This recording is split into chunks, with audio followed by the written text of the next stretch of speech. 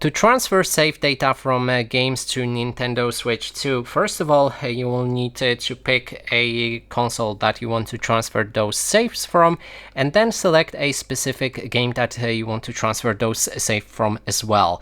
Now when you have that game selected, click on the plus button right like this, and then go for a Manage Software. That way you'll find Transfer Your Save Data. Click on it, and then you'll be transferred to another screen, and you can send save data to another console or receive save data. So on the console that you want to receive this save data, select Receive Save Data option. On the console that you're sending those saves, select Save Data, send save data to another console. Click on it, and then you can pick either Nintendo Switch or Nintendo Switch 2. So select the specific console you want to send this save data to, and that way pick a profile,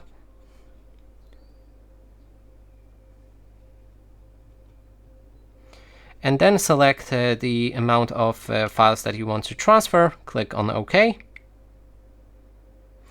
And here, if you're on the Receive Save Data on another device, you will see your console, and you can safely transfer your save data. So that is basically everything. Thanks so much for watching.